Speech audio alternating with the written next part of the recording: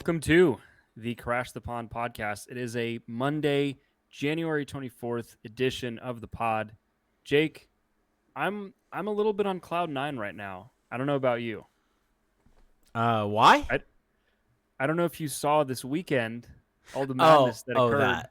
on the gridiron, but my San Francisco 49ers defeated Throw Rogan in Green Bay and are going to the NFC Championship game.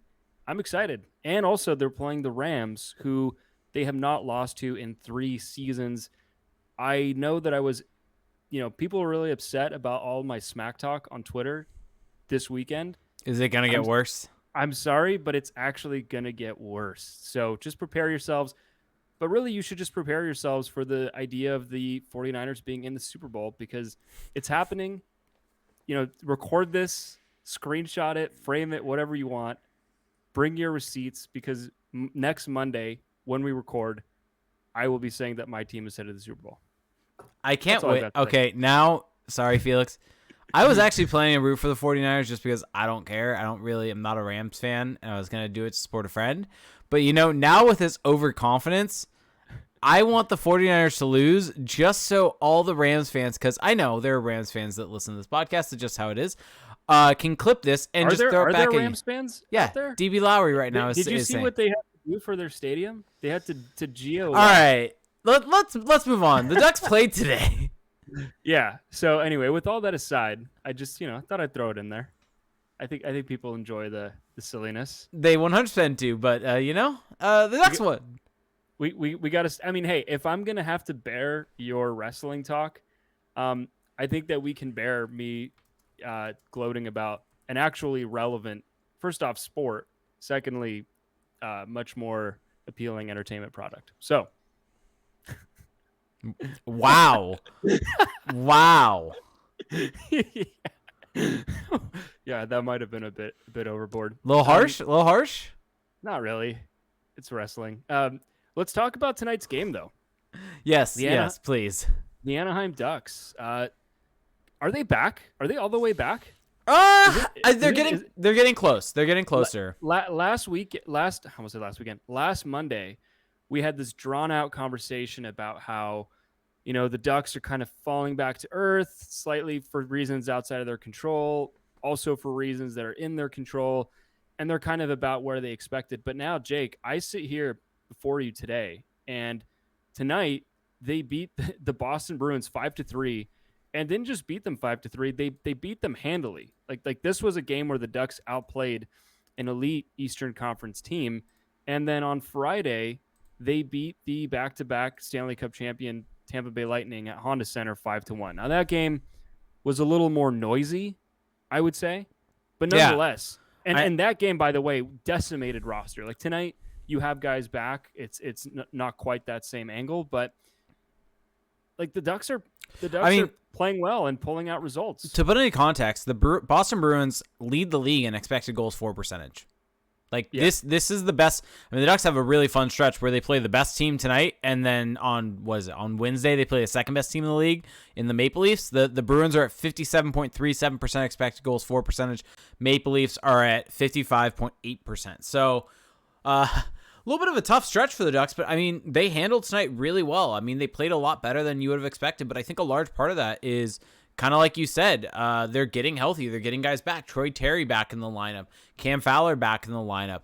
Adam Henrique is back with the team and skating, and so who knows when he'll be back, but it should be somewhat soon. He looked, I mean, I saw the video of him skating. I don't know if he was just warming up, but still looks a little limited. So, I mean, yeah, you're right about the schedule, though. I mean, it's only going to get tougher. I mean, you've got the Maple Leafs. You've got the Canadiens on Thursday. The Ottawa Senators. This is a tough stretch. You're right. The Canadians are not to be. I more so meant these next 2 games, but sure. If you want to pump the tires of a team that just lost 8-2 tonight. I mean, we were joking about this in our Discord, but I may actually root for the Ducks against Montreal. Give me Shane Wright just all day, every day. There it is. But yeah, so I think though that it's important to note just how decimated the Ducks were. I mean, the game where they beat Tampa Bay, they were missing Terry, Milano, Fowler, Manson, Benoit, Henrique, and then you've got Stolarz, who's in the protocol. Well, you got Jones also still out. Jones. I mean, but that's kind of a given. And then Dallas Eakins in protocol. Yeah. So they're missing all their guys. They're missing their actual coach. So that was just an impressive kind of gutsy win. And then tonight, they get Terry and Fowler back. Still no Dallas Eakins. There's, I don't think Benoit's back yet either. No, he's not. No Manson either. So still not your full squad by any stretch. And of course, Milano is he on IR? Or is he day to day? I think he was added to IR, but let me double check that. But I mean, it's a scary situation. I think with he's on IR. Yeah, with Sonny Milano, he's still in Orange County. He did not travel with the team, and I don't like speculating on this because neither of us have any information. But I guess I'll do it slightly. By the sounds of it, all the conversation that kind of has been had from the coaching staff to everything like that, it really does sound kind of like it's another concussion. From the discussion from Dallas Eakins that he went out there and had a skate after practice and just didn't feel right and things like that. Those aren't the way that you describe a broken jaw or things like that. That's something that is more so a concussion, which is a real bummer because Sonny Milano, I think you and I both agree on this. He may be the second best forward on the team this year. I think that. Yeah. I think Troy Terry is the best forward on the team. I think Trevor Zegras is also up there, but I think Sonny Milano is right in that same tier as those two guys, and that shows you just how good Sonny Milano has been for the Ducks this season. And I think losing him is a huge blow. It's a huge loss for this team, and I guess it puts into perspective just how good they played tonight without him. But it really sucks, and you really, I mean, this is a complete tangent, but you really feel for the guy because of what he went through last year, the fact that he had to have a sit-down conversation with Dallas Eakins and get sent down earlier in the season, understood that was probably going to happen, and kind of put in the work, did what he needed to do and got to the NHL and has become a very important piece. And it's a bummer, and I hope it's not a long-term thing. Yeah, I think that you're right on the money there with Milano. I hate to use this word because it's not like we don't know everything yet and we don't know how long about, but it's kind of tragic, right? Like this supremely gifted player. And let's not forget that it took Sonny Milano to bring out the best in Trevor Zegras this season. Without Milano, I don't think you get the full Zegras experience. I mean, quite literally, you don't get the highlight of the season without Sonny Milano. And just beyond that, the impact that he has in all three zones. And so to just see him kind of have this bad luck yet again, it sucks because with concussions, and again, it's not confirmed, but with concussions, there is that compounding effect, right? Where it doesn't get better the more of them you have, right? And so that might seem a little obvious, but that is the reality. And so hoping that Milano is going to make a full recovery, hoping that maybe it's not a concussion. Yeah. We don't know that for sure, but it just sucks to see. And he is such an important piece to this team. And again, it just, to bring it back into perspective, just the madness that it was to not have him on this team to start the season, right? To not see what he was bringing to the ice in the preseason and to think, hey, that's a piece that we could use in the lineup. So anyway, he's missed. Hopefully it'll be a speedy recovery, but we just don't know that. So yeah, that makes what the Ducks are doing right now all the more impressive that they're doing it. And look, the other thing that we don't talk about enough is that the fact that these guys are coming back from COVID protocol. True. And some of them sure are asymptomatic and like Trevor Zegras and Comtois and feel fine, but others like Sam Carrick have a really rough go of it. And look, it's well documented that COVID can affect you longer term, and so these guys might not be 100% even if they're back from the protocol. And so it's just this show we focus almost exclusively on the on-ice product because that's really what should be the focus, right? That's where the truth is. But I think in a season like this, you just can't overlook the human element. How difficult it must be to just slog through this thing. Well, yeah, and to that point, I mean, Dallas Eakins is not going to be able to join the team until they play in Detroit. I believe that Jeff Ward is not going to be able to travel with the team to Canada because his first positive COVID test came shorter than 10 days ago, and so you have to have had 10 days clear in order to cross the border. I believe, actually, luckily, today would be 10 days for Troy Terry, tomorrow will be 10 days for Cam Fowler, so I think both of them actually will be eligible to play against Toronto and cross the border as of tomorrow, so that's good news for the Ducks. Don't quote me on that fully, but that's just the quick little count that I did. But, I mean, you're right. You can see it right there. Just, I mean, look at how many guys we constantly are looking at, like, all right, when can these guys come back? And you're right. The question isn't always when can they come back just from a day's perspective, but when are they healthy enough to come back? Yeah. Yeah, exactly. So it's impressive what they're doing. And it does make me, it's a good reminder that when this team is healthy or even anywhere close to it, like they are a much, much different team than we've seen in recent years. I mean, even in tonight's game, to now jump more so into the game, I mean, Troy Terry returned. What did you think of his game? I mean, this was his first game back. This was the first game with Troy Terry as an all-star. Yeah, something that we haven't mentioned yet, but Troy Terry is an all-star. Voted in, last man in, and I believe it was on this show last week that we... Oh, that's right. That came out afterwards. You're right. Maybe we were the swing votes. Who knows? Really cool, by the way, what the Ducks did with that video. I guess the little video presentation with Terry in front of his teammates and, Aikens in the speech and all that. It was really cool. But yeah, Troy Terry is an all-star. He'll be joining John Gibson over there and Trevor Zegras in Vegas. But, I mean, Terry looked amazing tonight. He did not look like he missed a beat whatsoever. I mean, just trying stuff, right? Like the play, I think it was in the third period, maybe the second. I'm misremembering right now, but he's driving down the right wing, and a lot like what we talked about last week with Darryl Belfry and his commentary on Terry. But he's got the puck on his hip, on his forehand, and he comes in at a severe angle and rings one off the crossbar with almost no angle to shoot. And then, of course, the goal that he scored. I mean, to knock that puck down midair in the neutral zone and then to gain the offensive zone with control, to then pull in the puck to change the angle of the release and go top shelf on Tuukka Rask. I mean, that it's just crazy watching him do these things, because there's this, and this is another Belfry quote, but it's like you're layering on the different skills. You're stacking the skills.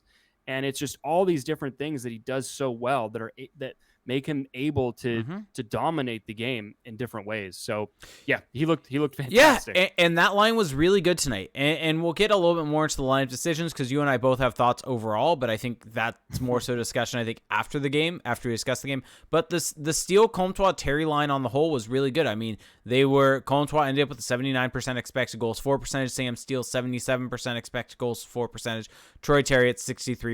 So they were probably one of the best best offensive line from the Ducks, or best lines in terms of being able to create more than they were giving up against. Not necessarily Comtois did have the highest expected goals for the Ducks. So that was a really good line for the Ducks tonight. And I think a lot of that is probably driven by Troy Terry. I mean, we've seen his ability to be a big motor for this Ducks team, a big play driver, someone that can really get the puck going in the other direction, really push his teammates, and create chances for not only himself but his teammates. So I think I mean, they could have scored more. I think Comtois had like a clear, like Terry set him up in the slot perfectly. Yep, and he just couldn't tap it in. And so I think, let me ask you this: how much of that do you think is Comtois and Steele elevating their games, and how much of that do you think is just Troy Terry being a dominant force this season?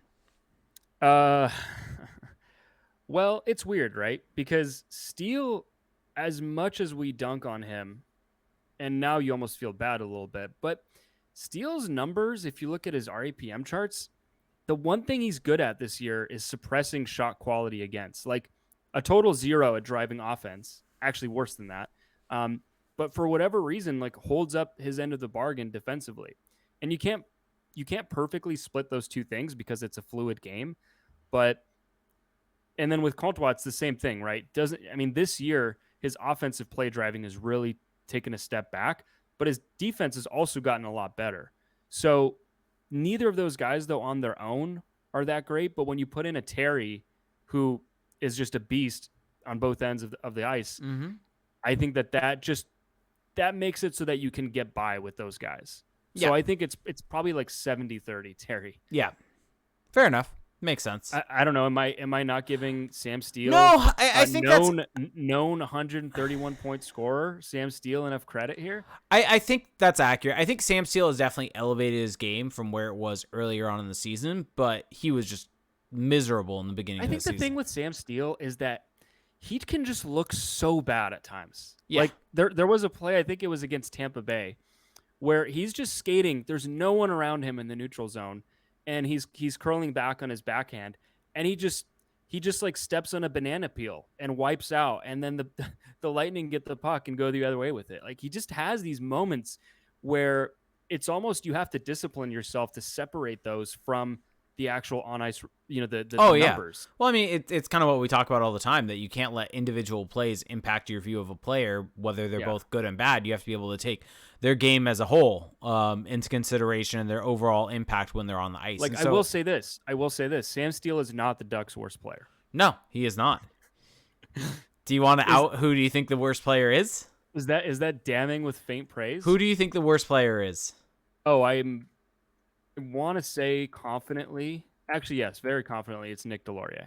Yeah. Which, real quick before, let's move onto him.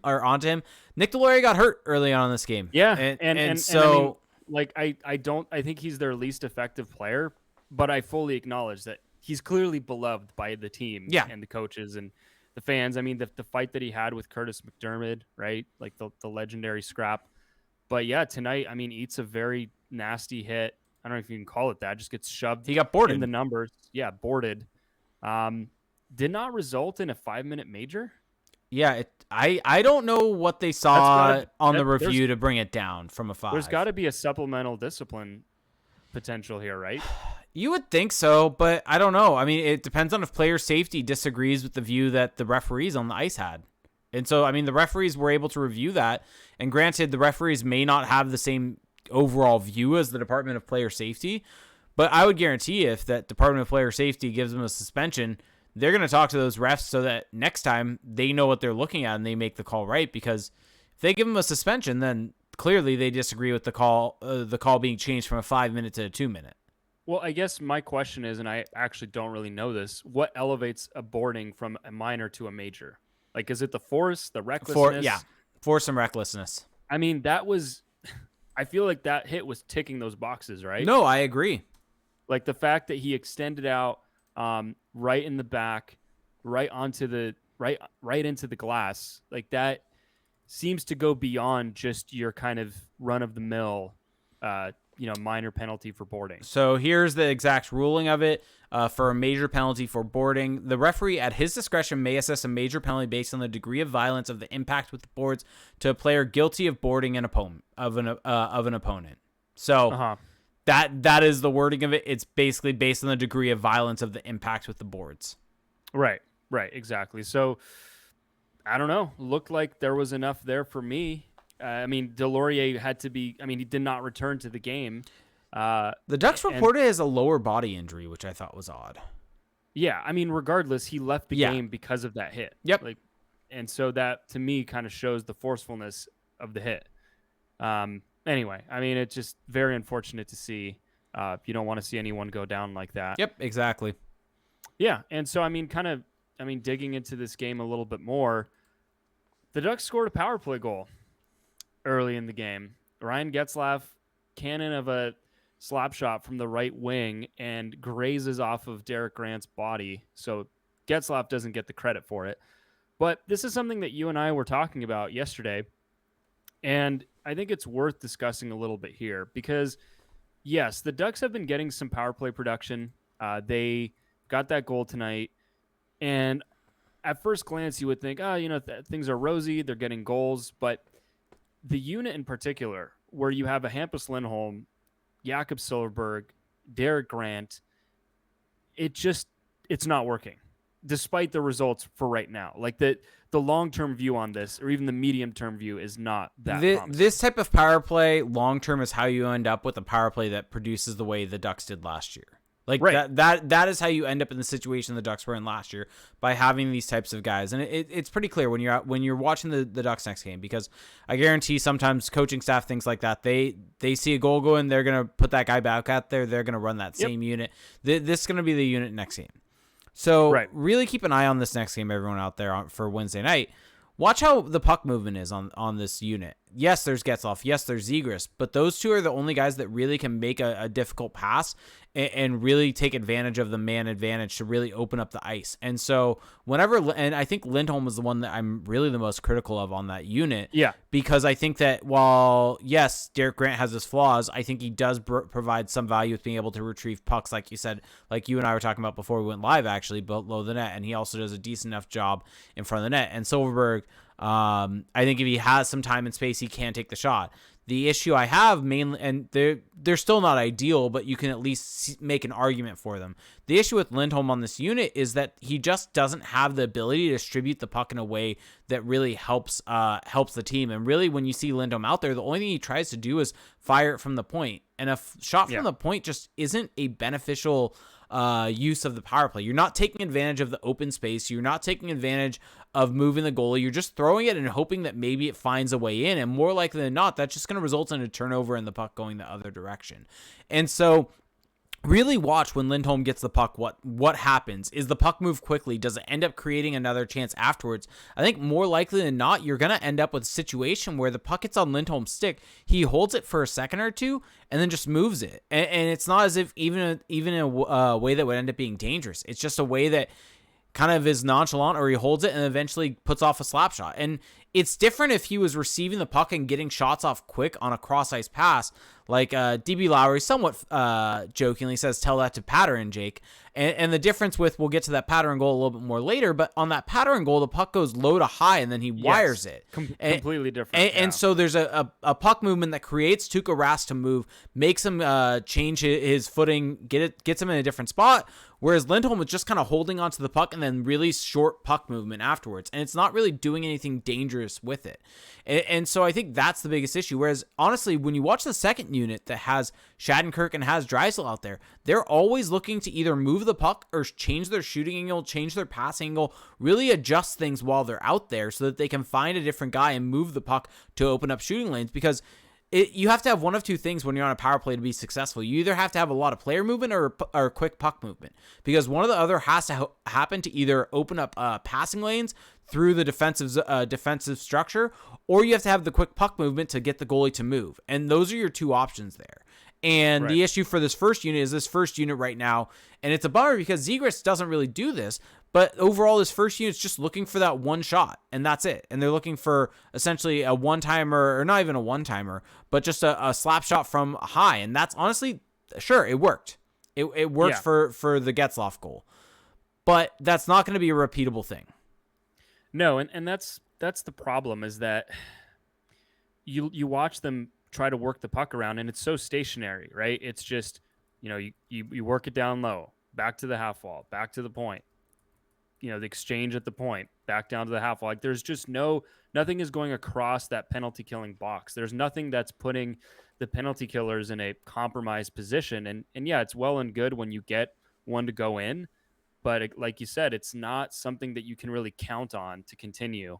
And so I guess my question from all of that is just, and we tweeted about this over the weekend, but like the numbers back this up. Like, the Ducks generate less expected goals per 60 by a considerable margin with Lindholm on the ice, like non-negligible. They go from, and this was before today's game, but they go from 6.5 to basically 5. So you're dropping a goal and a half expected with Lindholm on the ice versus without him. I think that just goes to show how the shots just get a lot less dangerous when he's out there, because he peppers the net, but there's just the danger level just goes way down. So the question, though, for me with all of this is just what happened to this Ducks power play, right? Where in the beginning of the season we were singing their praises.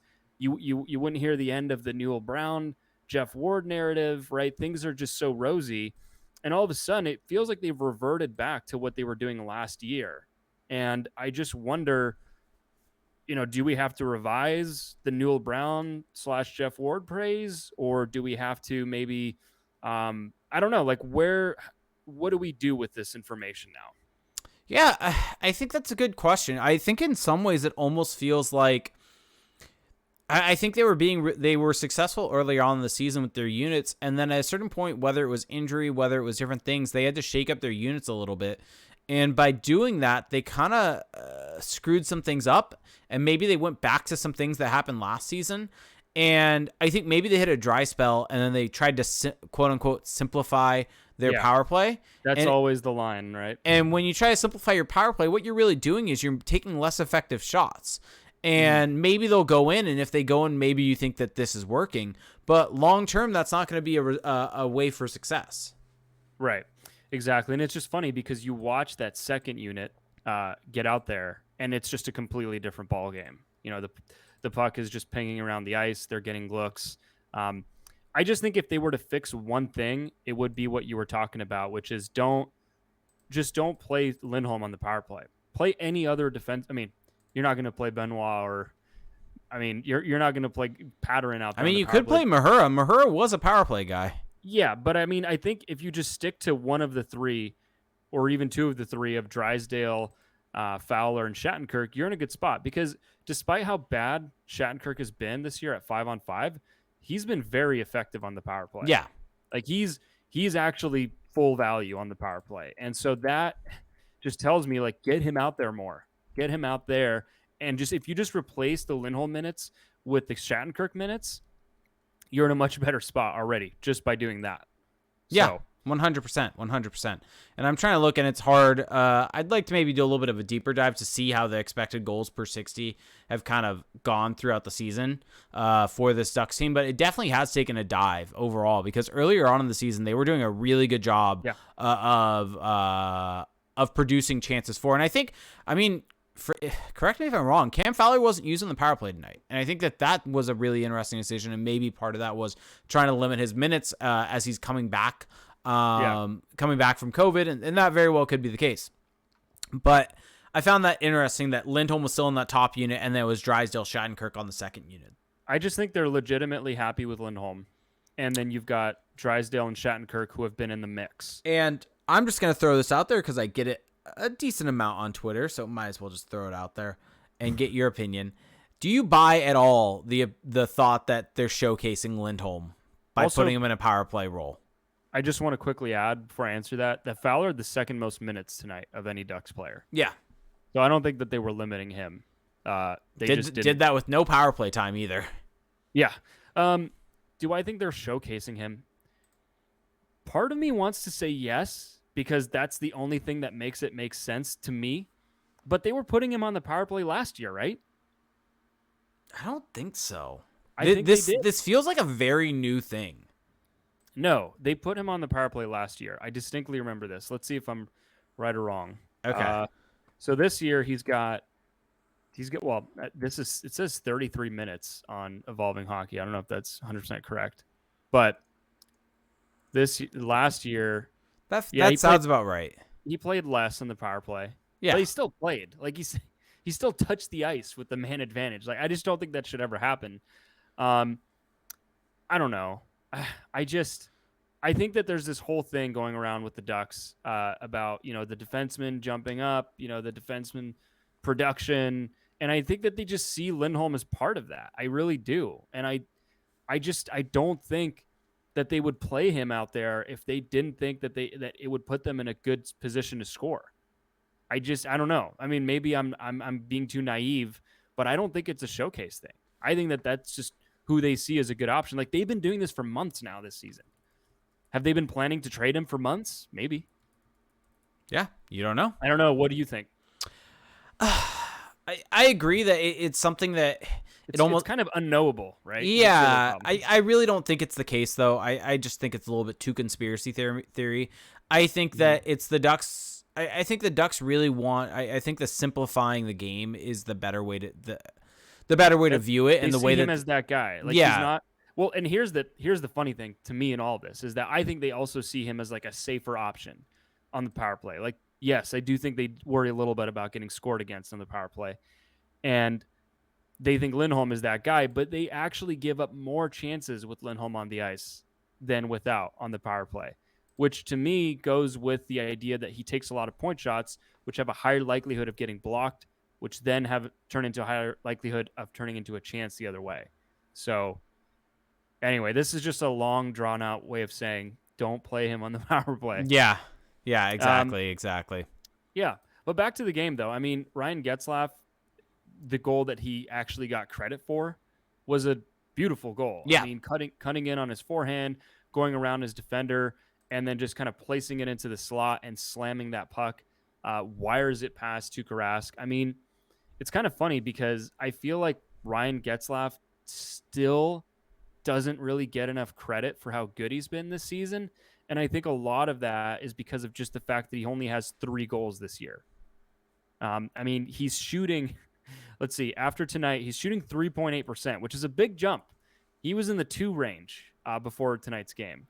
So anyway, all this to say that he's still very good, still a very important player to this team, even at age 36. Yep. Agreed with that completely. Also, we skipped over the Isaac Lundestrom shorthanded goal. Yeah. Big Sam Steele energy on that goal. I actually was not able to see the goal, seeing as I was driving home. Want to explain it to me? Well, basically, he was driving to the net with one hand on his stick, and cut in, not really a breakaway, but just kind of a one-on-one situation, and kind of sort of tries to push the puck towards the net with one hand, but more likely than not, looks like he just kind of lost it, and somehow it just finds its way through the pads of Tuukka Rask. Like a very unintentional goal, I would say. Okay. Sounds about right. Yeah. And then outside of that, I mean, you got Greg Patterin with a monstrous goal. I mean, that's the goal that kind of broke the camel's back, because at that point, maybe the Bruins have a better chance of coming back. That made it 5-2. Yeah. The highlight to me on that goal, I mean, it's a great shot, but is the pass by Trevor Zegras. Oh yeah, the pass by Trevor Zegras was just fantastic. I mean, it was a 2-on-1 break for Raquel and Zegras, and Raquel ends up finding Zegras, puts it a little bit between his skates, isn't able to really get a shot off, and then he's able to corral the puck and get it back below the goal line, and is able to find Greg Patterin kind of coming in, who's able to wire it. And as that guy Bobski said in our Discord chat, it was a patter bomb. Yeah, I actually like that. It rolls off the tongue. It does. So there you go. Greg Patterin wiring a slap shot for the Ducks to give them the 5-2 lead. I mean, Troy Terry also scored earlier in the period with the goal that we had talked about already, where he just breaks in and just wires a really nice shot. Kind of does a nice little toe drag to whip it past Tuukka Rask. And the Ducks end up having the 5-2 lead. Boston gets a goal to make it 5-3, but that's kind of all she wrote for this game. Yep. And I mean, to me, though, the highlight of the week, despite the fact that this was a great win for the Ducks, to me, the highlight of the week remains the win against Tampa Bay on Friday. Oh, yeah. Because of how good John Gibson was. I mean, he posted his highest GSAX of the season, 3.38. He just blew the pass number, his previous best, out of the water, and just made spectacular saves, like one after the other. I mean, Steven Stamkos must have had nightmares after that game with some of the glove saves that he made on him off of 2-on-1s, one-timers, open looks. It might have been the best game I've seen John Gibson play. Yeah. Like it's not far behind if there's any better ones, but he was outstanding. And I think it's kind of important to note, because we have definitely been on the show more critical of Gibson than just about anyone else, I think, that talks about the Ducks regularly. Mm-hmm. And we've never made the claim that he's this bad goalie or whatever, but just, hey, the reputation might not fully match the performance. But this season, I mean, before tonight, he was in the top 5 in goals saved above expected. Now he's 7th in the league. But he's turning this into a damn good season for him. And I think I was writing a player grades article last night, and I was thinking about it. How should I grade John Gibson? Because on one hand, right, I think a lot of people would say that you expect him to play this well, that this is who John Gibson is. But in the last 2 seasons, wasn't the case at all. And so I think that the fact that he's played this well, it's really encouraging. He's surpassing expectations to me. I did not think that he could play this well this season, and he has. Yeah, so fully deserving of the All-Star berth. I think that he has been good this year. I think there's no doubt. I think that I maybe would push back slightly that he has been All-Star level, but I think he's been a top-tier goalie in this league. I think he's been. Let me ask you this, though. How do we define All-Star level? Because he's 7th. There's no goalie in the NHL, or sorry, there's no goalie in the Pacific Division that has better numbers than him right Well, now. I think in some ways the issue in some cases with doing GSAX just by itself is it's a pure counting stat. So by the fact that he's played the most games, he's going to be able to accumulate the highest total there. And well, granted, it does go up and down, so that's a part of it. I think that... Well, look at it this way. He's got a higher... Now this is getting nerdy, but he's got a higher delta save percentage than Jonathan Quick. Yeah, so that's fair. He's actually outperforming expected, and that's fair. And I think Quick. that a lot of my thing was kind of stating that I thought Quick had a better argument to be there than Adrian Kempe, and so I think that was a large part of that. But I think he has been good, and I think that the pushback I would say is I don't think he's been this elite level goalie this season. I think he's on a hot streak right now. Yeah. I think that's fair to say. He hasn't been this good all year. Yeah. There have definitely been some bumps in the road, but just for him to get to this height, I think it has to be talked about because he hasn't done it in years. Yeah, exactly. So I think that he definitely is having his best season in years, though. And I think that we even said that, though, when we still were talking about him and saying that he's good. He's been playing better this year than he has basically all of the last couple seasons. And I think that that's what is a good thing. I mean, Jay Fresh put out his cards, and I think per his WAR model, I think he's in the 90 plus percentile for WAR this season. Well, here's what's interesting with Gibson, and we've talked about this a bit, but he's been pretty much the best goalie in the NHL while shorthanded. Yes. Like he is the reason that the Ducks penalty kill hasn't been just completely exposed. He's number 1 in the NHL in goals saved above expected while shorthanded. Now, caveats, cumulative, what have you, but still, like he's number 1. Mm-hmm. We got to give him some credit for that. And even if you look by delta save percentage, I mean, he's still blowing everyone out that's like right behind him. Yeah. I mean, Ville Husso has played 10 games, so I don't really know what to make of that. Hasn't been quite as dominant at even strength at 5-on-5, which is kind of interesting. But it just goes to show, like on the penalty kill, it's such a cliche, but you need your goaltender to be your best penalty killer, and he's been the league's best penalty killer. Yeah. DB Lowry 3507 brings up this point. I think that this is the best way to look at it. And I think that we've kind of said this also. I think we've gotten used to seeing this kind of play from Gibson to start the season, but not sustained over a full season since probably 2018 or maybe 2019. I think that that's the most critical point, honestly, in all of this, is that Gibson always would start out hot and then kind of tail off and just almost be sub-replacement level for the rest of the season. Well, I think what's interesting is that he kind of started a little flat and had some ups and then a few downs, but never had that kind of monstrous upswing to start the year. And it seems like now he's climbing, right? Which is interesting. It's not the usual script from him that we usually get. So yeah, I think that there's a lot of great things to point out with this team right now that are going well. Yeah, I mean, you look at his last. So here are his last 3 games. Yeah, last 3 games that he played in, going back. So the Flyers, Colorado, Tampa Bay, because he was out for a bit there.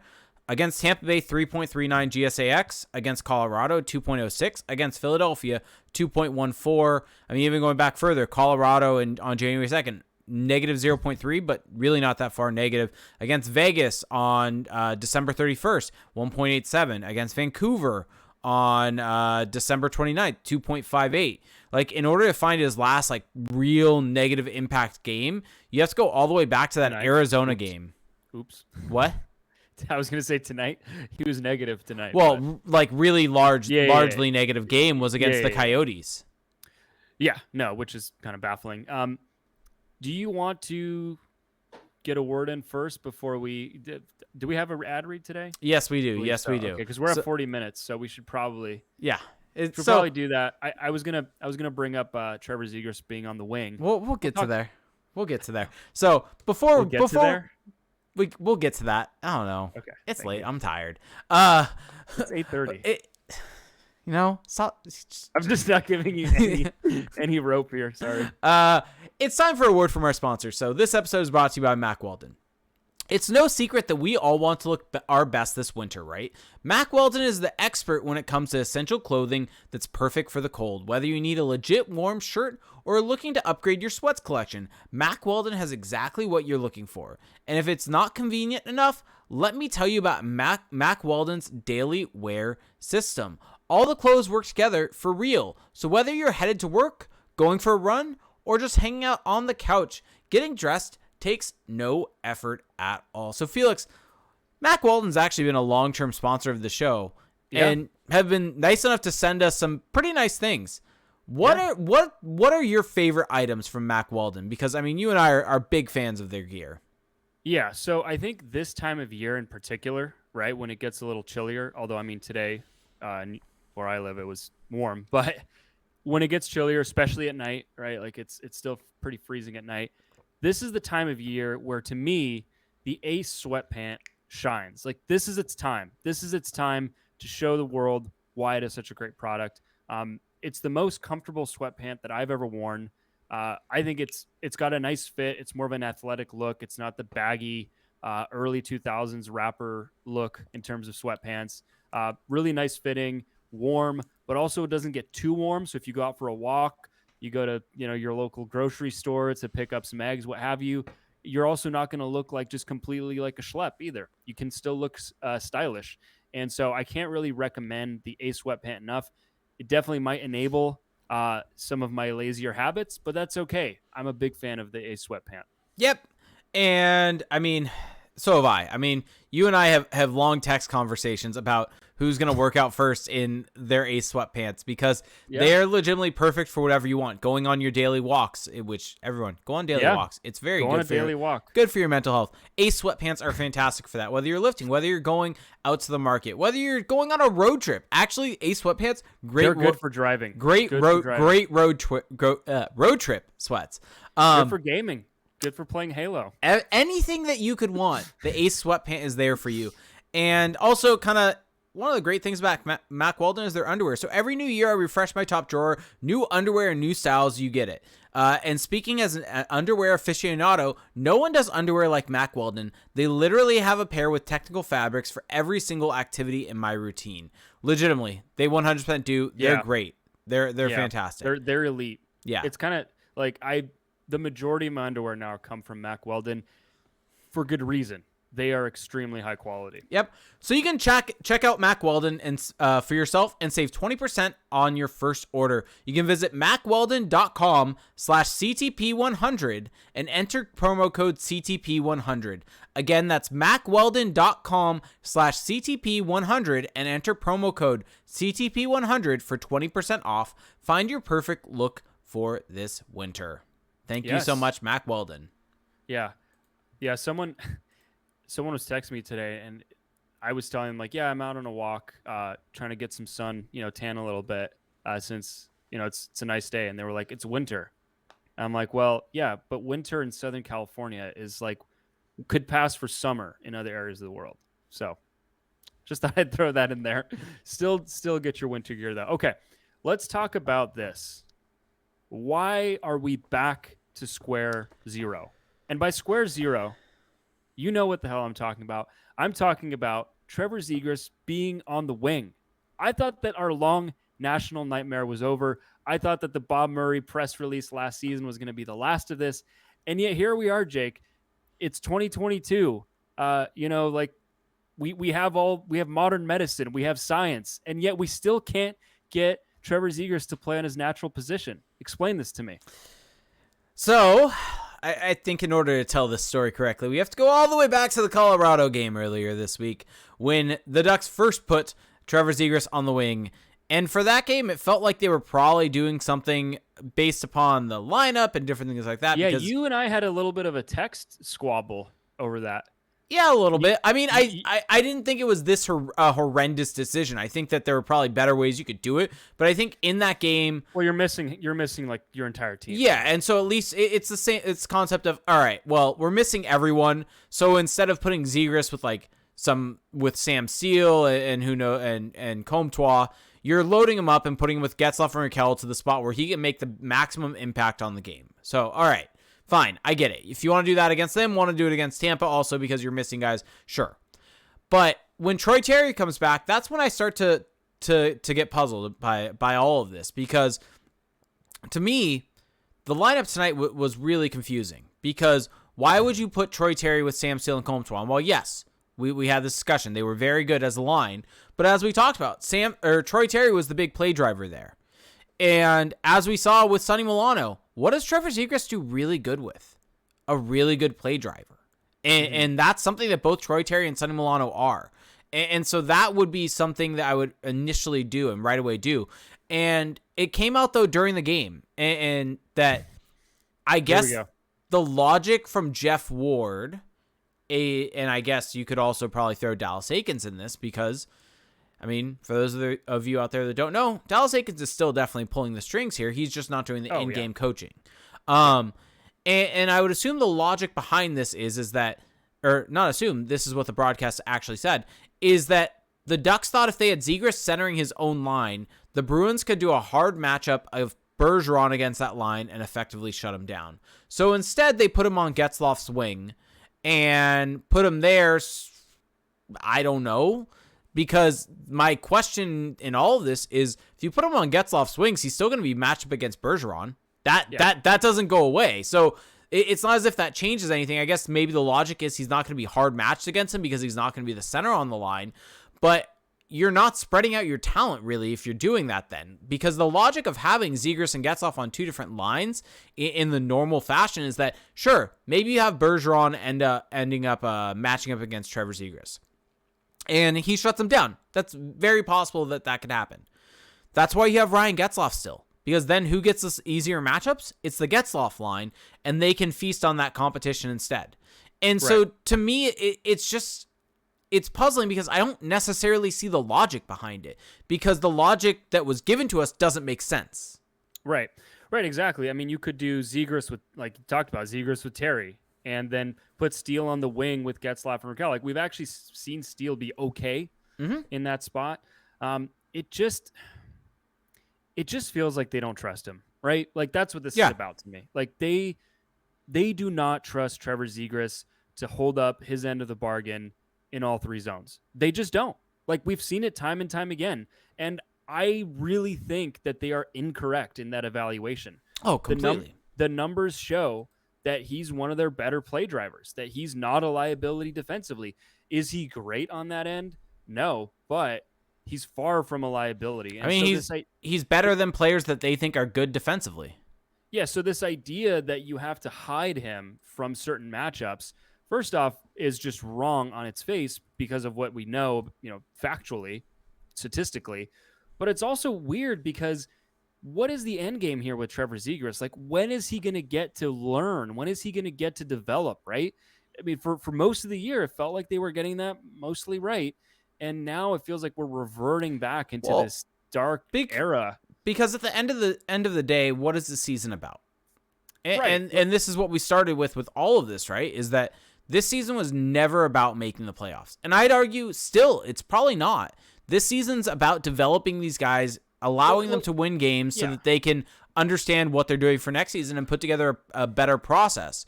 And I think playing Trevor Zegras in the way that they have, and playing him with kid gloves at times, I mean, I don't think zone starts really are that important to look at in terms of evaluating on-ice metrics, but it gives you an insight into how the coaching staff views the player, right? And I think that's the biggest takeaway that you can have. And Trevor Zegras has only started 2.97 of his shifts in the defensive zone. And now, granted, 2.97%. 2.97%. Okay. 2.97% in the defensive zone. It's 19% offensive zone, 14% neutral zone, 2.9%. 2%, right? Like, they don't trust him. And then 63% on the fly. So it's like, when is he going to actually learn how to do this, right? Like what is the plan? And that's the problem where, you want to make the playoffs. As a coaching staff, you want to win every game. But this season is still about the big picture. It's still about the long term. Well, and I just don't think that you can trust coaches to properly value the long term. Like, you can't expect that from them because they're trying to keep their jobs. I understand it. That's true. And that's where I think this is maybe a drawback of not having a GM right now, not having like a clear leadership structure, is that you don't really have that. Like, I know that they're sticking to the plan, and I know Jeff Solomon has said all that, but it's not quite the same, right? And I think that is a bit of a drawback right now. It feels like the coaches are kind of doing whatever they want, right? And there's not really any kind of message sending about who needs to play and, what the ice time distribution should look like. I mean, look at Isaac Lundestrom, right? I feel like he is the Sam Steele from 2019-20 for Dallas Eakins this year, where no matter what he does, he just cannot be dislodged from his spot as the third line center. I mean, his numbers are close to horrific. Well, and that's the funny thing, is that how long did it take for everyone to turn on Sam Steele? Because back then, right, everyone viewed Sam Steele in the way that they're viewing Isaac Lundestrom now. And how long is it going to take until that starts to turn? Because let's be real here. Isaac Lundestrom did not have a good game tonight. He was constantly defending, constantly stuck in his own zone. He was primarily up against the Bruins' second line of, what was it? Pasternak, Hall, and I'm spacing on the third player on that line. Let's see. It's Eric Halla as the center of that line. And so they were constantly getting shelled, and part of that is going to be him. Part of that is going to be Derek Grant. Part of that's going to be Jacob Silverberg. That's just kind of how that line is set up. But it's just you're giving Lundestrom these looks, and I think the long-term concept is you're trying to get him these looks so he can be that shutdown guy long-term. Yeah, it's weird, right? Because you don't apply that same logic to Trevor Zegras. Right, and that's the weird thing, is that should we be praising the Ducks for giving Lundestrom this long of a leash, right? If we're going to be critical of them for not doing the same thing with Zegras, then maybe we should be with Lundestrom. So it's this weird catch-22 where I think that Lundestrom has not been good, despite what his box score stats say. But by the same token, like, sure, at least organizationally, you're getting to see him in a pretty robust sample, although I would push back on the idea that he's in his proper role right now.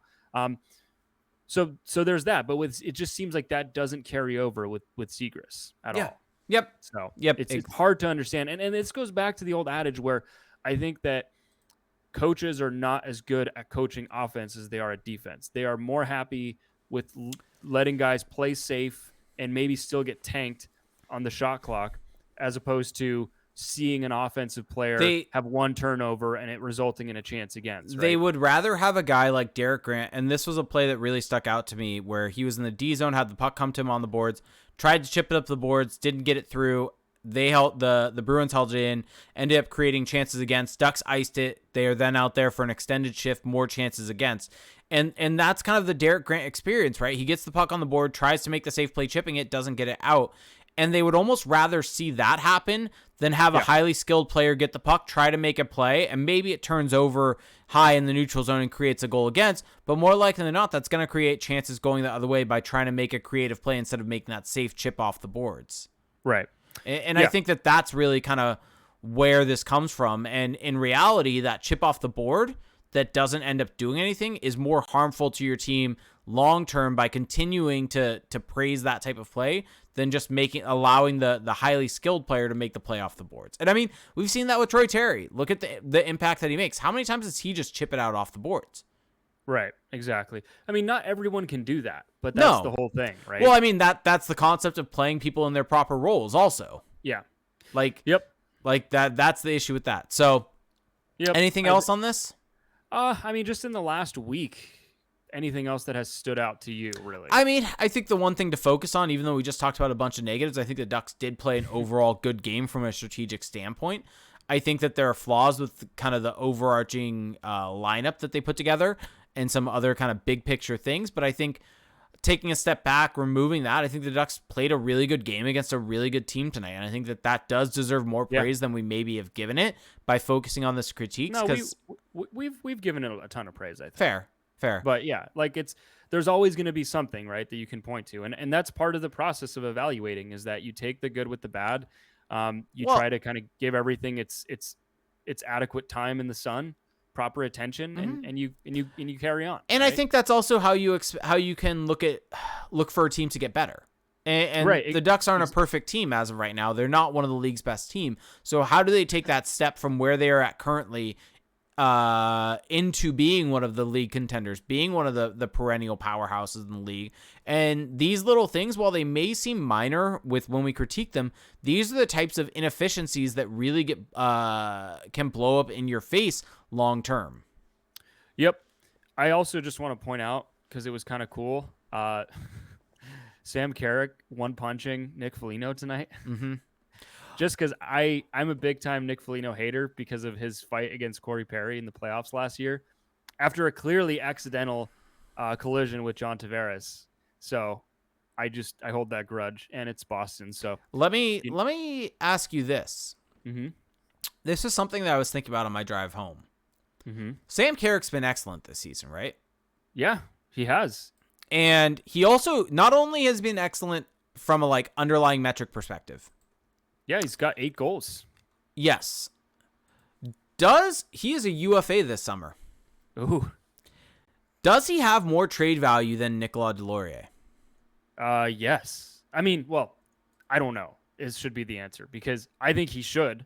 He's very clearly the better player.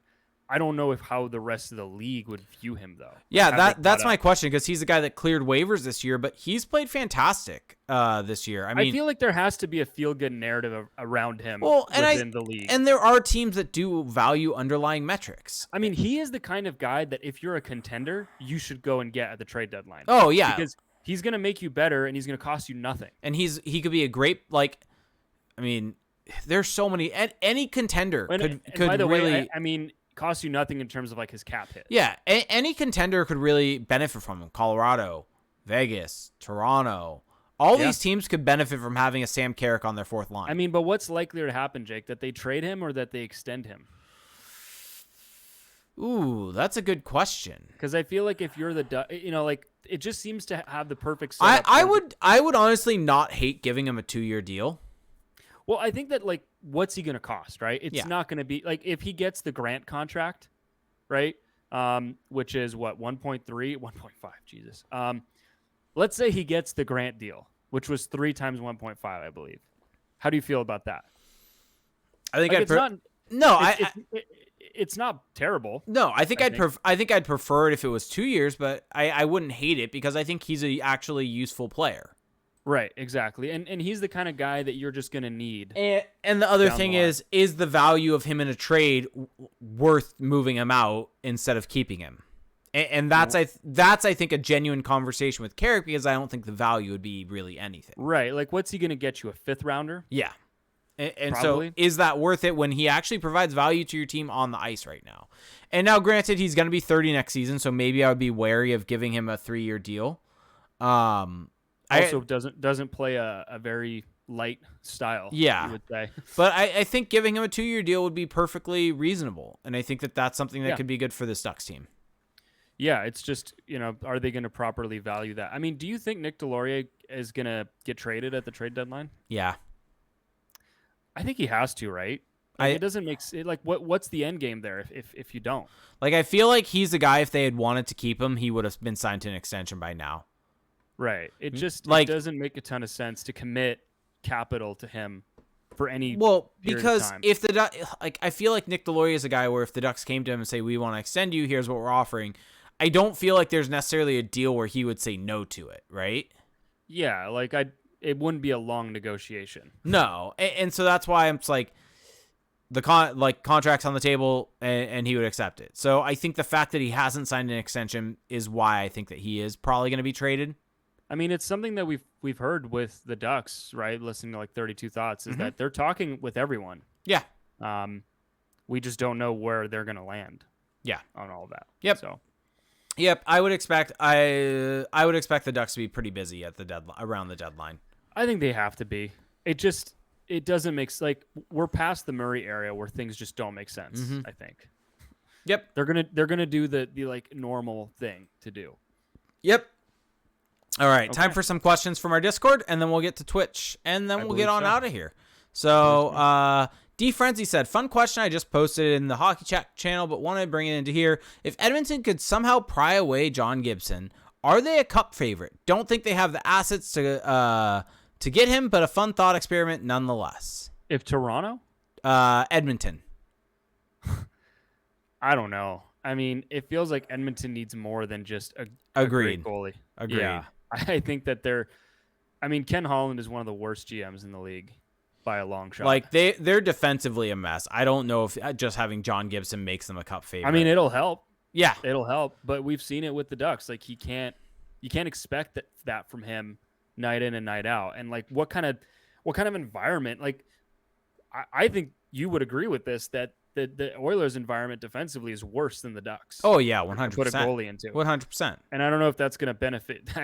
It's definitely not going to benefit John Gibson. So no. Yep. Ken Pafu asks, question, should Aikens be in trouble if any random assistant coach can get behind the bench and the Ducks are scoring 742 goals? We should probably mention Stothers was the head coach for the game on Friday where the Ducks put up 5 goals. Now. Is it Stothers or Stothers? I can't decide with the broadcast. Regardless, no. I mean, shouldn't be in trouble. Like it's still Dallas Aikens' show. It's still the system. He's still the one pulling the strings here. He's not doing the in-game matchups or anything like that. Yeah. But I guarantee you, he's in constant communication pregame, intermissions, everything like that. He's telling them what to do. And the way that they've used the guys is pretty close to what we've seen. Like I don't think you can draw any conclusions there. DB Lowry, by the way, on our Twitch chat says, "Oh boy, here comes Mr. McIntosh." Okay. With your Stothers or Stothers. Actually, I have the pronunciation guide in front of me. Oh, they don't have it for assistant coaches. Darn. I mean. Oh, by the way, time to dunk on you. In the NHL's official pronunciation guides, it says Aikens. Oh, good. Okay.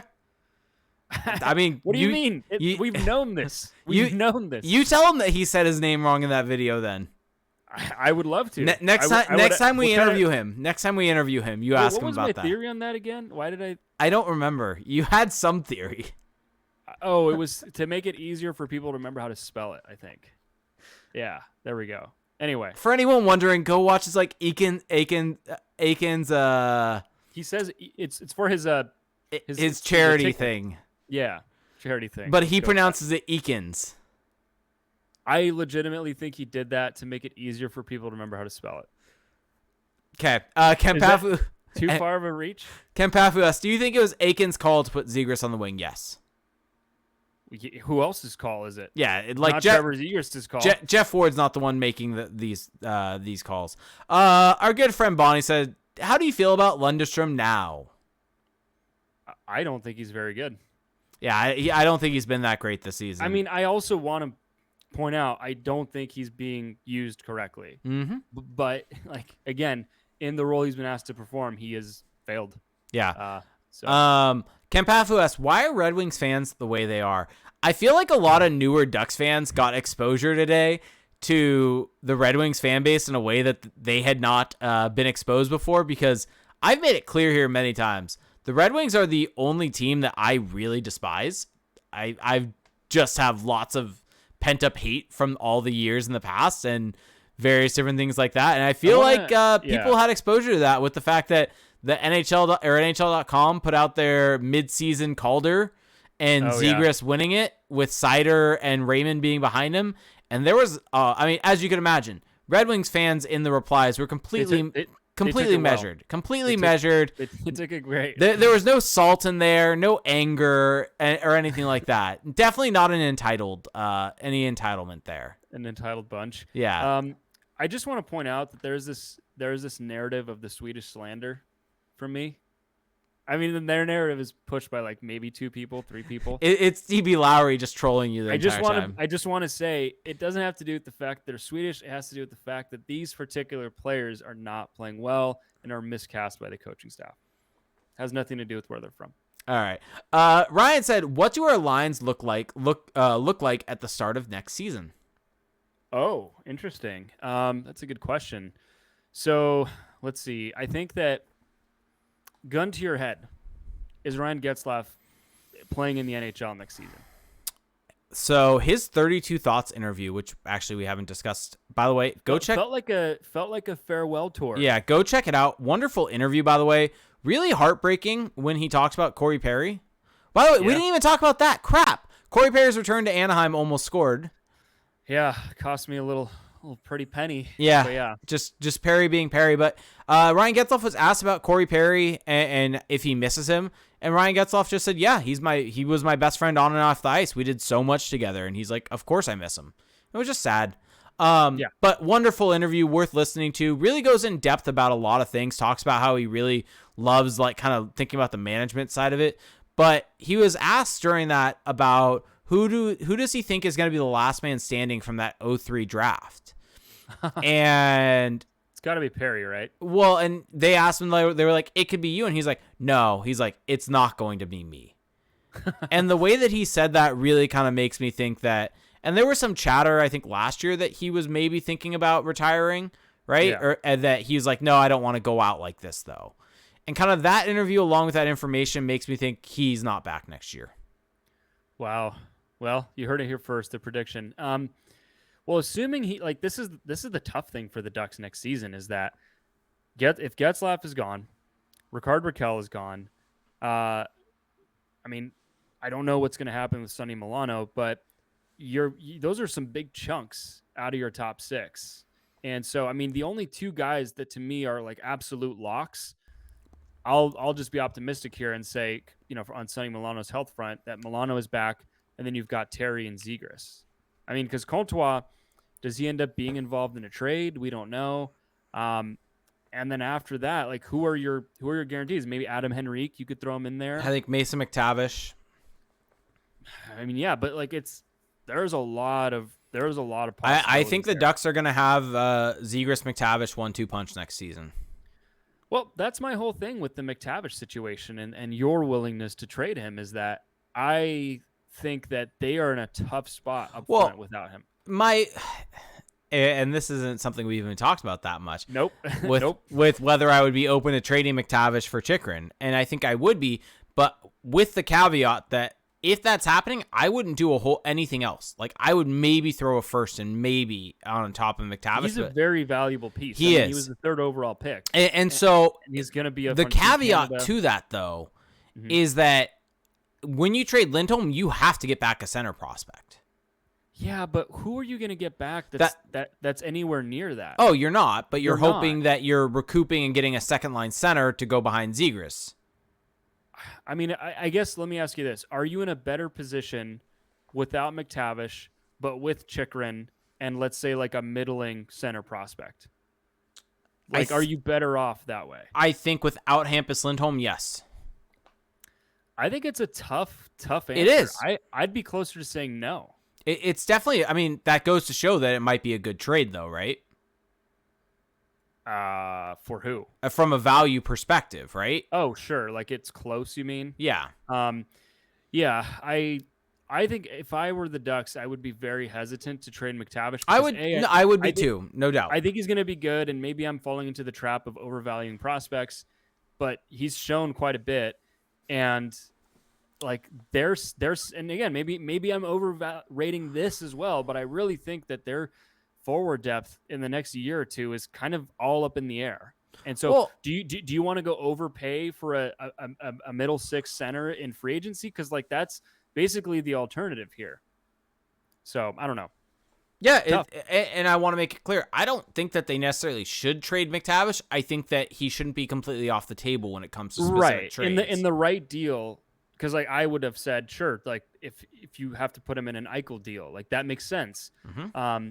But for this, I mean, Chychrun's that level. Chychrun can be really good. Sure. And you're losing one of your top end defensemen. You're adding a number one D-man. Are you losing Cam Fowler? I think Chychrun becomes your de facto number one D-man with Fowler aging into his 30s. Well, that was more of a shot at Lindholm for me. Yeah, fair enough. All right, so let's blitz. I know that we didn't actually do the lines, but there was some discussion there. I mean, my answer is I don't know. Yeah. Because it's just completely up in the air. JJ Stone Drum says, will Pennywise play at the Ducks Stanley Cup celebration like this year like they did in 2007? Ducks winning the cup?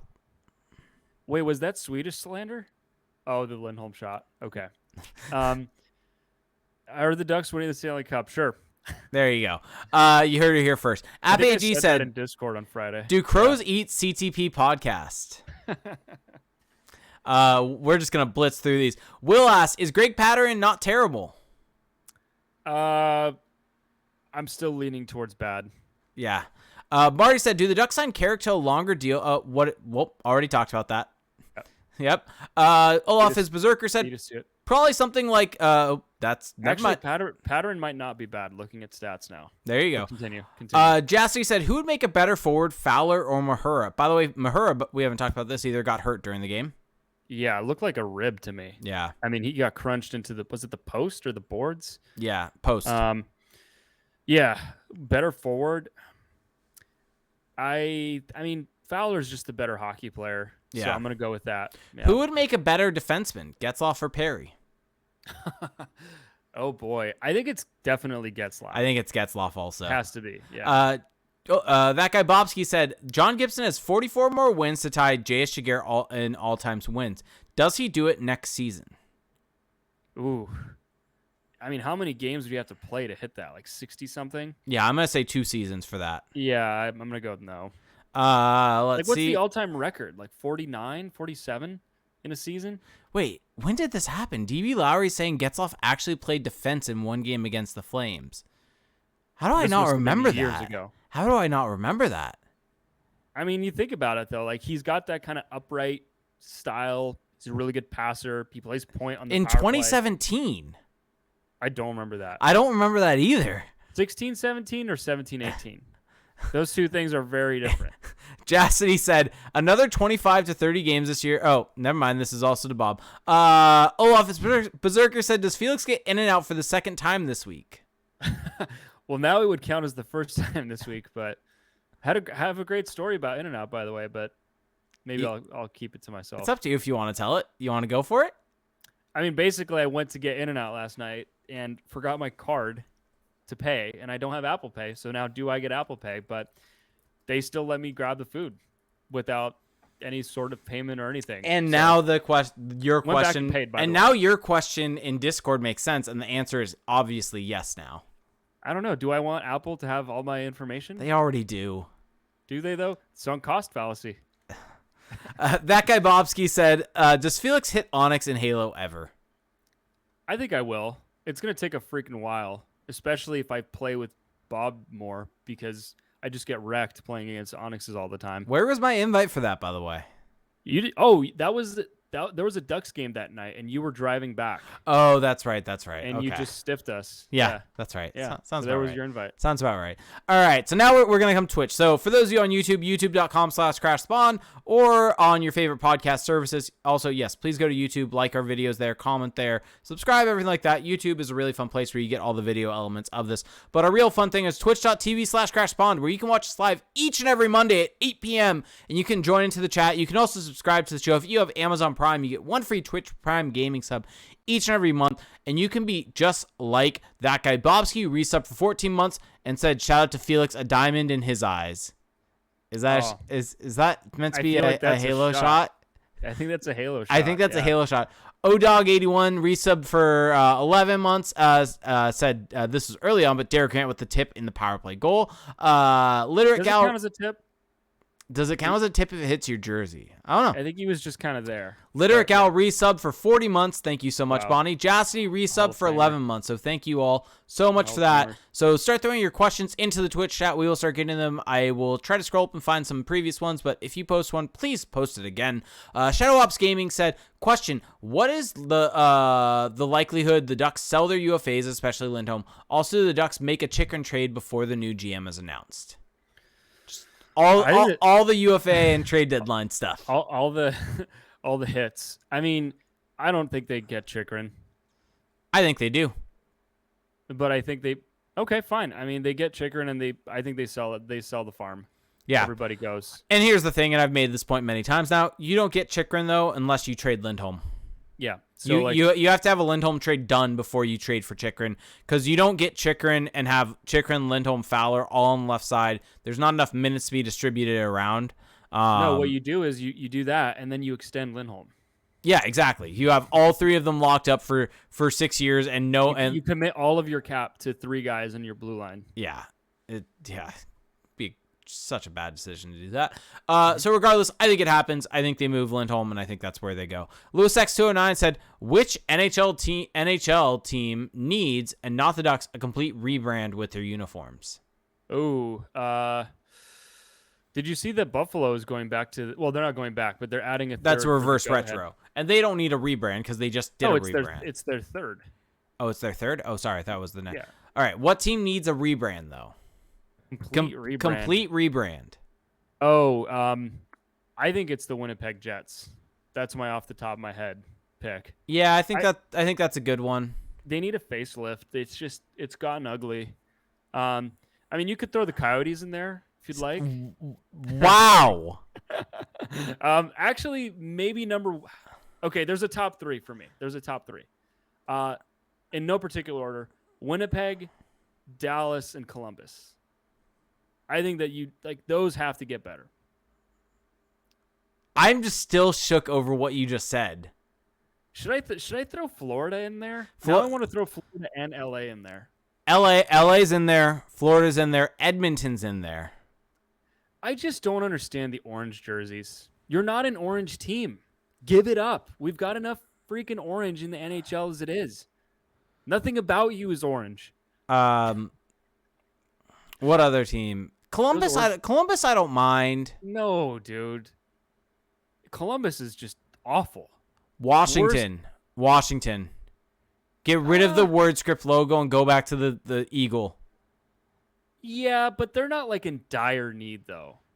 They're not. Well, in dire now need. I'm just talking about teams that need it, not teams that are in necessarily dire need. Well, what was the question? What was Lewis's question? question? Need it the most. Yeah, need it the most. So I don't think I'd put Washington up there, but sure, like they could definitely stand to improve. I mean, hell, Tampa Bay Lightning, you could throw them in there. Oh yeah, the Tampa jerseys aren't good. They're just lame. They're a mix of the Maple Leafs and the Red Wings.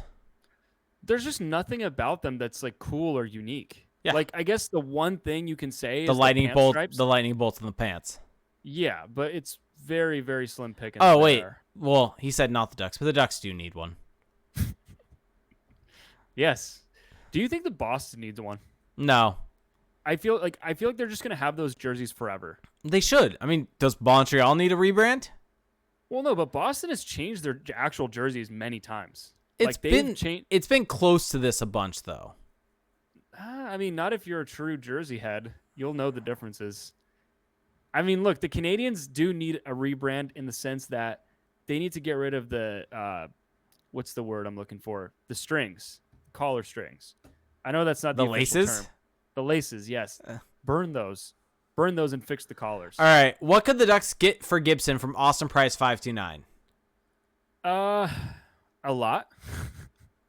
Right? That's the answer. I mean, a first-round pick, a high-end prospect, and a roster player, right? Like that sounds about right. Or am I overvaluing John Gibson? Sorry, say that one more time. Never mind. Just carry on. Okay. Carry on. I was finding the next question and letting you answer. S.J. Hawking said, are the Ducks in the playoff hunt at the deadline? Yes. Yeah, look I think at the so. Pacific. It's a shit show. Yeah, I think so. The Oilers are a shit show. The Kings aren't that much better. And you're the number one Kings hater. I mean, they've been better this year than I thought, but sure. Yeah. Sure. Let's see. Oh, by the way, those Kings helmets are horrible. The ones they were wearing tonight. The chrome. You don't like those? No. You're okay. It's time to call you out. It's Why? time to dunk on you. Why? You're asking that like a kid who's just in trouble because they've done nothing wrong. You're because I haven't. You're the one that's always about, entertainment value. Yeah. Be bold. Don't be a coward. Wrestling. Yeah. Showmanship. And this is that. Those helmets are that. Oh, they are that. When defined. you do it though, you have to do it well. They didn't do it well. They're bad. Okay. They're bad. I mean, poor form by you, but sure. They're bad. Duxco said Zegras is leading in the Calder Trophy right now. At least that's per the NHL. Do you think he will win? I mean, if he continues to put up points and he wins, like if he wins that point race, yes, he's winning. Ooh, which is not a very bold take. But DB Lowry, by the way, saying they better be, or the Kings helmets would be better if they were metallic purple. I agree with that. I agree with that. Ooh. The issue is it's just like Chrome. Like, it's just boring. It's Chrome. I mean, yeah. I don't mind them, but yeah, sure. But yeah, DB Lowry also chimed in saying, who has the better one punch? Carrick on Foligno, Beaujolais on Iginla, or BX on Gudas? Oh, I have an answer to that, actually. I mean, it's BX, right? No. Really? It's Beaujolais on Iginla. Why? Because it's Jerome Iginla? No, because it was a playoff game. It was a game. What was it? Game 6. So we're factoring in like meaning the meaning level of the game. He just said better one punch. What was the better one punch? The Beaujolais on Iginla, where Iginla did not know Beaujolais was a lefty, and here's the actual on-ice benefit from it. It got Iginla off the ice for 5 minutes in that series in a game the Ducks needed to win. If we're just rating the like actual punch and the form, I think it's Bieksa. I think it's the Superman punch, right? Well, like no one's ever done that. You know? It's to that degree. You can be wrong. I mean, I think I'm correct. You're moving the goalposts. You can be wrong. It's okay to be wrong. It's okay. Random question, because Lewis brought this up in Discord. He was wondering if we were going to find another random city in Canada. I'm sure we can. I think I just found one. And I feel like I've heard of this. Do they have a hockey team, though? Fort McMurray. Oh, I mean, that's not that random. Oh, have you looked at it on a map? I mean, I think maybe I'm getting this wrong, but one of the writers for the Canadians, Andrew Berkshire, is like from there. Yeah, I'm showing it on the map. God. Yeah, it's far north. Holy shit. I think it's farther north than, it's farther. Here's Flin Flon. It's farther north than Flin Flon. I mean, my whole thing with Fort McMurray is, yeah, you've got a river. That's kind of nice, but holy crap, there is just nothing. I mean, look, I don't want to. I feel like if we keep doing this, we're bound to insult someone, right? Like that's.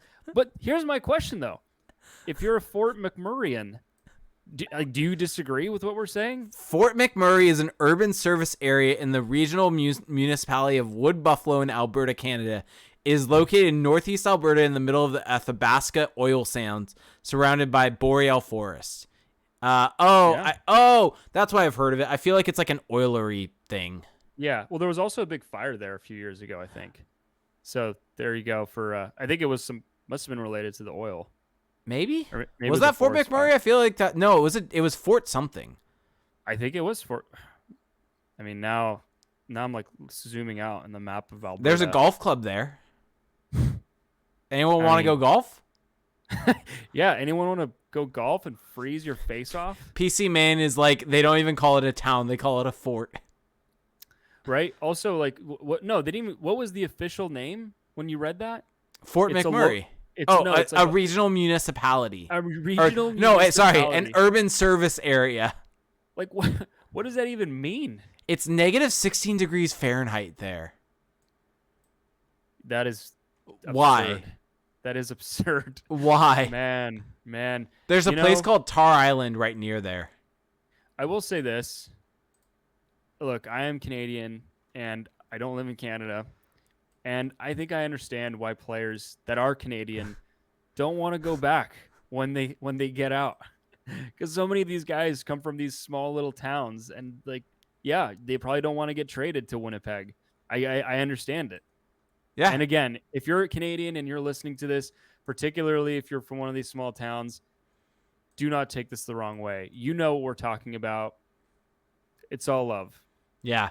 I mean, O-Dog's asking us to dunk on some place in Saskatchewan. I mean, we kind of did that with Flin Flon. I mean, Flin Flon is just... It's Manitoba, but it's basically Saskatchewan. Yeah. Like, there's Saskatchewan parts of it. Yeah. Yeah, I mean, we could do this all day. No question. I mean, you could... My favorite thing is doing the little towns in Central California. To me, that's more fun. I found a random airport in Buffalo Narrows, Saskatchewan. Now I'm just going through Google Maps. Wow. Where is it? Where is this airport? It's at Buffalo Narrows. Okay. That sounds like... Have you ever played Skyrim? They have one review. Have you ever played Skyrim? There's no actual writing. It's just a 5-star. There's a Tim Hortons though in Buffalo Narrows. There's a Crow's Nest Inn. I'm gonna 38 reviews. So the room was quaint and beautiful. The staff were very friendly and accommodating. There's a Subway nearby as well. Quiet little town. Very hospitable and nice. Would definitely recommend staying here if you're passing through and need somewhere to sleep the night. Yeah. That was 5. There's also a 1-star. There's a school. Nice. There's a couple churches, so some godly people there. Yeah, the Waterfront Inn. I'm kind of intrigued by the Waterfront Inn. 4 stars out of 5. Facing the beautiful, what is the name of this lake? The beautiful Churchill Lake. There you go. Let's read a review. I'm not showing pictures of this. Classy, I can't find the great. reviews. Darn. Wow. This podcast has just there we go. become... Oh, it's 1 out of... Wow, there's 2 consecutive 1 out of 5 star reviews. Oh, there it is. Nuts. Oh, man, I'm not even going to read this out loud. I don't want to give the Waterfront Inn a bad rap. 5 out of 5. 5 out of 5, though. Pelican Tavern is a great time. Be sure to check out the boat rally in August or Canada Day festivities. There you go. Love it. Squeaky clean beautiful. car wash. Oh, there's a college campus. This looks like a fun place to just drink a lot. You're overlooking the lake. You go there for Canada Day weekend or whatever. Just slam some Molsons. I could be talking to Hey, that. yo, Deflo saying Waterfront Inn not being a CTP sponsor confirmed. Buffalo Narrows Airport, though. Is there a bar at Churchill, Buffalo Narrows Manitoba, Airport? I guess, is the polar bear capital of the world. What has this podcast become? Wait, really? I mean, let's see. Yeah, they're not far from the North Pole, so yeah, this is a disaster. This is worse than the last time. I blame Lewis. I mean, the sad thing is that we could do the same thing with Calgary and Edmonton. Like, I feel like it's equally in the middle of nowhere. I mean, Edmonton, like, my God. Have you seen how north Edmonton is? PC Main just said this is Lake Havasu, but for Canadians stuck in iceberg hell. I mean, there's a reason that all the biggest cities in Canada are, like, hugging the border. Yeah. It's just uninhabitable at a certain point. Yeah, I mean, look at how far south Montreal is in comparison to everything. Toronto specifically. I mean, Toronto's basically in America. Yeah. Like, I'm sorry if this offends our Toronto listeners. I think we have some, actually. We definitely do. Yeah. Montreal, I mean, yeah, like what are you going to do? Yeah, like, Toronto's further south than... No, they're not further south than Detroit. I'm looking at a map. They're more north than Detroit, but they are further south than parts of Michigan. Yeah. I mean, parts of Wisconsin, parts of Minnesota, parts of North Dakota. They're further south than all of North Dakota. Yeah. So, yeah, I mean, Toronto, I don't know. I will hold my tongue. Okay. I don't think it's the most Canadian city. There. Is that a... You said you were too much of a dig? You said you were gonna hold your tongue, and I just said okay, Change and then I didn't even provoke you into saying that. Change my mind. I mean, anyway, yeah. One thing I will say about Canada that it would be beautiful to check out is the maritime provinces. So like New Brunswick. I was very Nova close to Scotia. there when I was in Maine. Yeah, I mean it's beautiful over there. Yep. Cold as hell, of course, but that's just par for the course. Mm-hmm. All right, I don't know what just happened there. I don't. I honestly don't either. I'm kind of ashamed. I feel dirty a little bit. I mean, you were the one that just kept it going with attacking. What do you mean? Toronto. What do you mean? You're the one just scrolling around Google Maps. All right, let's. I love Heyo Devo's comment. Edmonton's geographic location makes the Oilers' utility so much more depressing. It's like, yeah, you suck, and you're in Edmonton, and you have to answer questions from Jim Matheson. Hey, Jake, why are you so pissy? Why are you so pissy today? I mean, you're just gonna go right about it. You know everything. Oh, man, that was one of the worst interactions I've ever seen.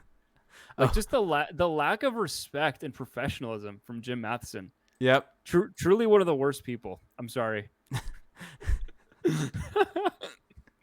Oops. Just burying us.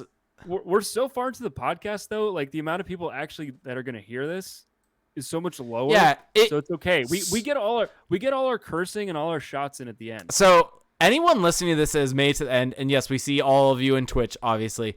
Reply to us on Twitter saying you listened to the very end and heard this shit show. Yeah. Just reply shit show. Yeah, just tweet at us shit show, and we'll understand. And like, please make it clear you don't mean like it was a shit show. Like it was a shit show. Yeah. There's a key difference there. Yeah, I don't really know. Also, by the way, really weird, puzzling take today in our Discord chat. Someone said that they can't tell the difference between a New Zealand, Australian, and South African accent. They are all very close. I feel like they're not at all. Like, they're all very close. I think Australia and New Zealand in particular are like very obviously different. They are different, but they are close. And South Africa is just so out of this world. I think it's one of those things where if you had all like people with those accents side by sides, you would be able to hear the difference in all of them. But taken by themselves, you now can't. We're gonna insult our Australian listeners and New Zealand listeners. I mean, John. Sorry, John. We have a friend of ours. I'm team John here. I'm saying that the New Zealand all accent right. is like CJK Chell with a very important question that's near and dear to my heart. Thoughts on man sandals? What's that? I mean, I don't know. I'm assuming he means like rainbows. I'm very pro rainbow. I wear them daily. Same. So yes. I am very anti Crocs. Crocs should not be worn. I was given a free pair and I'm tempted to burn them. First off, what a waste. Secondly, I'm pretty sure that would like pollute the crap out of the atmosphere. So, well, just rainbows are better. Wear the Crocs. What's a shoebie? Are you a shoebie though? No, I am not a shoebie. Shoebies wear shoes to the beach. Ooh, yeah, that's a brutal decision. Yeah, it's a rocket power slang. There are days where I will, yes, wear sandals on the beach if the sand is really hot or really cold, but you got to go barefoot. No. Yeah, socks and sandals I just think it's a poor form. Oh yeah, that's what a shoebie is socks and sandals. You're right, DB Lowry. My bad. Yeah. Super Bowl picks. Ooh. You know what? I'm just gonna go full out there and just say Bengals win it all. Wow, that would be awesome. I mean, I think like obviously the pick is Kansas City Chiefs at this point, right? Like that's what everyone's gonna pick. But I'm gonna go San Francisco 49ers. Yeah, Felix, have you ever watched Rocket Power? I did watch it a bit when I was a kid, but not enough to like memorize all these little jokes. So you don't know if I say we are riders on a mission, action kids in play position, Rocket Power? That doesn't ring a bell? Not especially. Damn. Yeah, didn't have a childhood. Did not. You really didn't. We should. I mean, I had a fantastic childhood. I mean, you said it yourself right now. You did not. Why are we still recording? I don't know. You're the one that kept this going. Why are we still recording?